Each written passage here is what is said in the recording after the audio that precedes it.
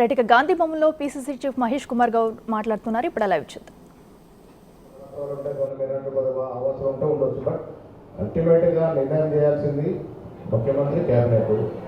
వారికి ఆలోచన మీ సమస్య విషయంలో డెఫినెట్గా సమస్య తీరుతుంది.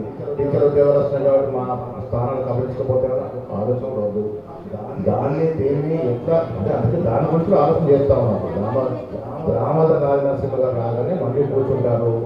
1-2 మార్లు ముఖ్యమంత్రి గారు చెప్పడం జరిగింది, ఈ సమస్యని మనం తీర్చాల్సిన బాధ్యత ఉంది మన మీద అనేది. ఏ రకంగా అవుతుంది, దాన్ని ఏ రకమైనటువంటి మార్పులు చేర్పులు చేయాలి, ఎప్పటిలో చేయాలని డెఫినెట్గా ఉంది. ఒకటి మాత్రం వాస్తవం, కేసీఆర్ లాగా మాకు అబద్ధాలు రాదు. టెంపరీ గేమ్స్ కోసం చప్పట్లు కొట్టించుకొని తర్వాత అన్ని అట్టెక్కించేటట్టు సందర్భాలు గతంలో చూశాం. ఇప్పుడు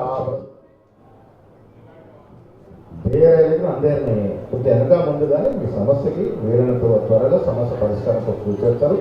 మీరు ఇంతమంది వచ్చినారు, లేదంటే అంతగా అందరూ ముక్కలు కూడా లోపల ఉండే ఉండొచ్చు. టీచర్లతో పాటు ఇబ్బందులు అయితే మేమే తీసుకొస్తున్నాం, కలవడానికి సిద్ధంగా ఉన్నాం. ప్రభాకర్ గారు కరీంనగర్ చేరుకోండి అనుకోవాలి. ప్రభాకర్ ఈ టైం కరీంనగర్ చేరుకోవాలి. నేను గాంధీ శ్రద్ధాంజలి నడిచి నేను చెప్పాను నా కదా